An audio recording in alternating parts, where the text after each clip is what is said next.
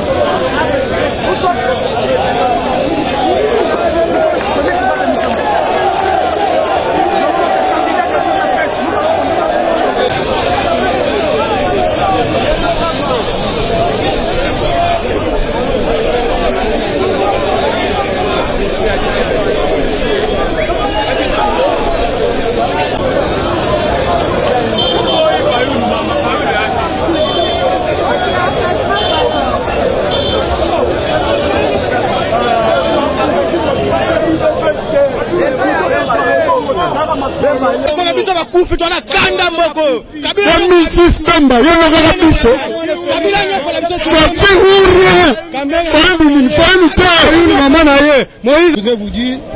UDPS est parti au et pour notre respect des textes.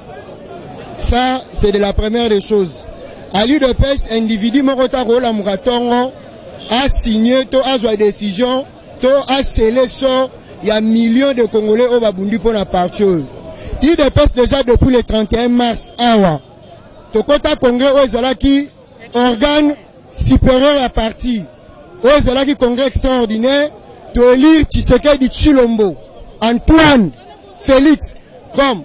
candidat président du parti, et puis il a été investi comme candidat à la présidentielle pour le compte de l'UDPS. Je trouve aberrant, Batmoro 6 Bavan là-bas c'est le sort, il y a UDPS.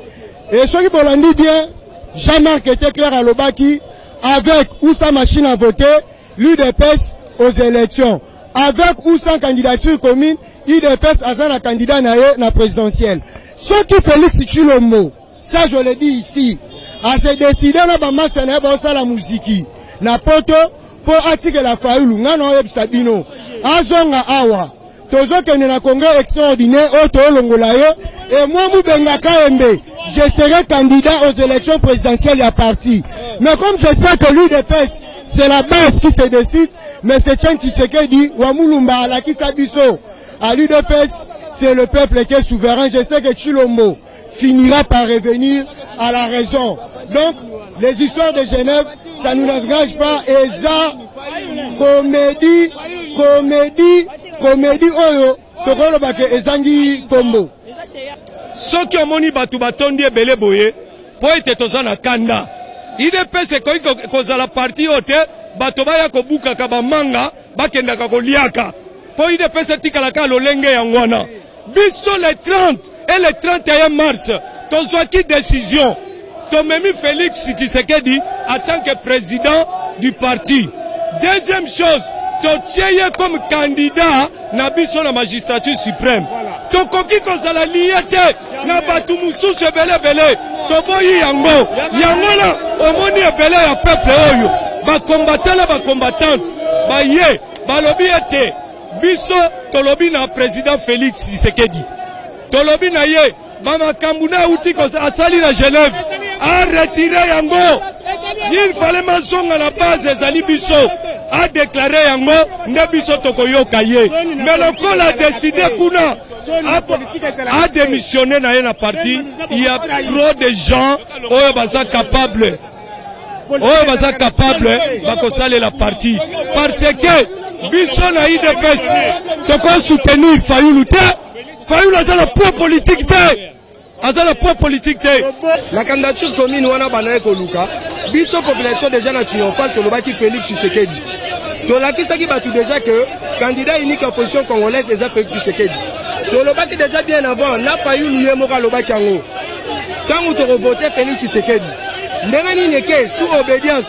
ya batu oyo baliaka mbongo ya Kabila babemba oyo basalaka bajeune na bango derrière Kabila baluka batia président Félix Mopanzi mpo na bango barécupérer scène politique. Président Félix aza homme d'État. Ntango amikotisi wana a signé mais homme d'État solo alandaka oyo base na ye elobaka biso base ya IDPS tokoloba boye Félix Tshisekedi eloko oyo osali kuna eengage kaka yo Félix individu sans l'IDPS biso l'IDPS na liste électorale toyebi ke tokovote Félix Tshisekedi na bongo tokoloba boye na bacombattant oyo baza na poto bacombattant baza na Kinshasa oyo baza na baprovince bon célébrer déjà que biso tokondima ata mokolo moko te candidature ya président na biso Félix Tshisekedi kende biso tozwa ndakala tobimisa mpe na ngambu na biso au profit ya bato wana tolobi clair IDPS ne retirera jamais la candidature de Félix. IDPS ceux qui allaient pour la manifestation il y a hôtel mais la Kabila baemba pas IDPS c'est l'IDPS qui est devant. Yo peut-être ba kandeza magasi menga na ko bango famille bona minute o zakati nanga sobi ko pasolo mona ngoko ndi makutute soki ba kutana ki na Afrique du Sud pona candidat unique eza pona ko déstabiliser IDPS te po ba ono surtout baza entouré o to ba entourage ya Félix eza ba to travers na M. Kabila baza na leçon mo ko pesa biso te memba travailler bango tout musique n'a parlé même pas même une année pas même 2 ans depuis quand musique comme opposant moi ko ba kenote la musique candidat comme nani Martin Fayulu Martin est opposant mais dans ce premier temps tozana mutu au biso tout peuple congolais to pèse espoir ezane Félix wana eza baventure salami kuna Genève eza Kinshasa te Genèse eza RDC te cholo baete kanda omoni kanda na base on ngala to kanda eza kaka wate kanda eza partout na monde place peuple congolais azali comme preuve tele na ba policier malembi ozo comprendre na ba policier basasika kiki bazozela kombo ya Félix ozo comprendre na mindele batie mabona mutu babi o eza surprise nini oyo yango la toyebisi Félix boy a retiré candidature ne biso base la force de l'IDPS de boyi yango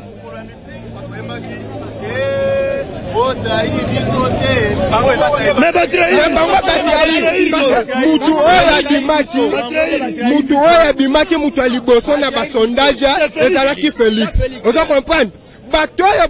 basalaka jeu ya pouvoir nde bake basale tous les façons mpona barenverse pyramide mais biso mutambo wana kosimba biso te torécupere candidature na biso totia liboso peuple congolais torejete yango à bloc. Voilà, merci et bienvenue dans notre site www.info Congo Masolo Babiso Tikara Moko Lukarano Ba vérité. Suite Tikara Moko peut savoir nos informations et d'accord réel pour vrai et voilà les tous vraiment awana siège social babia IDP c'est pas iwapi boso mon a déjà ba combattre bazana kanda ya makasi et balobi baza contre réponse au bimaki ya ya Martin Fayulu pona nini ka Martin Fayulu babima babisa trahison makasi il fallait pas Martin Fayulu babima bazala Félix abima ba bazala ki compta ba yebaki ke Félix ndo babima mais baza surpris ya komona comment robimisa Martin Fayulu c'est que Félix Tshisekedi asali vraiment trahison makasi na ba combattant IDPS yango bozomona kanda makasi abalobi moto zopela bomona moto déjà ba combattant baza vraiment donc très fâché dans la habitude de nos banini bino bon on ba image tellement si oh écoute partout qui t'a partout pour nous donner information ils a vrai réel il y a vraiment na mon cameraman Yogo DJ international et pas y peut-être que ba réponse comment bazan akanda comment réponse zaki bongo et comment ka bimisi Martin Fayulu et pour na nilité Félix abimité yango na tozana Yogo DJ tozokota dia na kati ba image za déjà tellement ébélé tome ka kozwa poto pour ça be ba imboka ndenge ni makambo zolika awa na siège IDPS to landa ba image wana.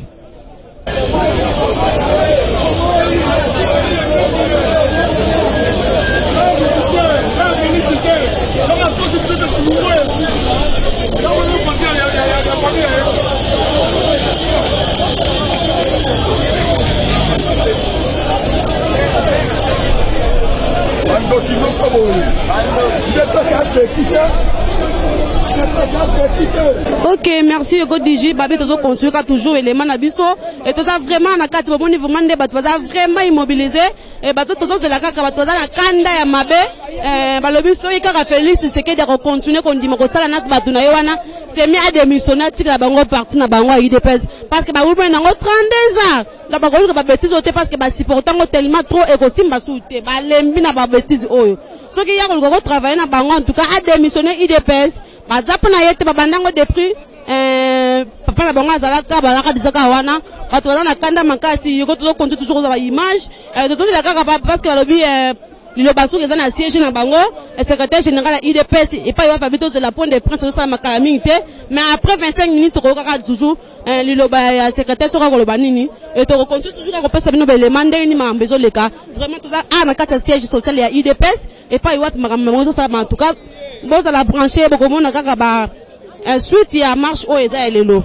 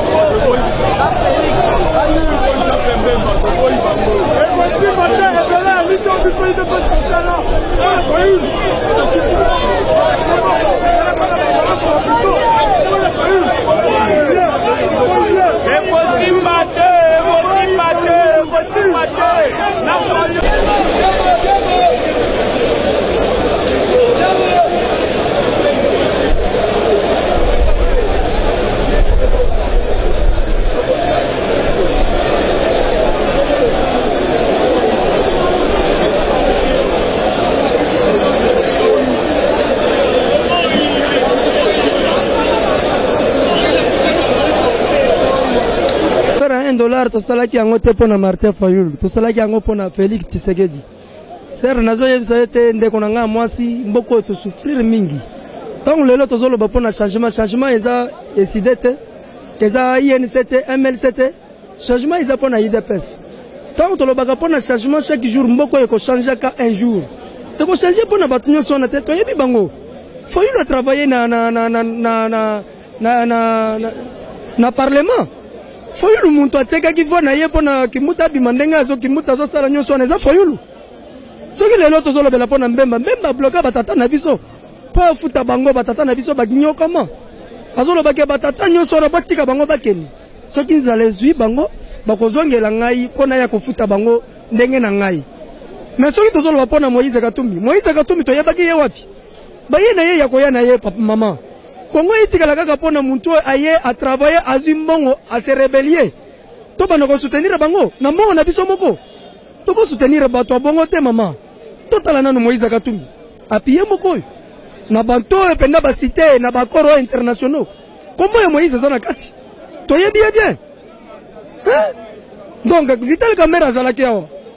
azalaki na parlement loi nini Vital Kamerhe tikelaki biso po to se rappela katana loi moko boye biso to ponier candidat du peuple opposition na Congo ezalaka te so basangani ba ko se trahir exemple basali na Genève bozo kamata fourni à Kumba éléphant est-ce que ezalaka IDPS c'est le plus grand parti du monde même en Amérique ezate est-ce que nazokosa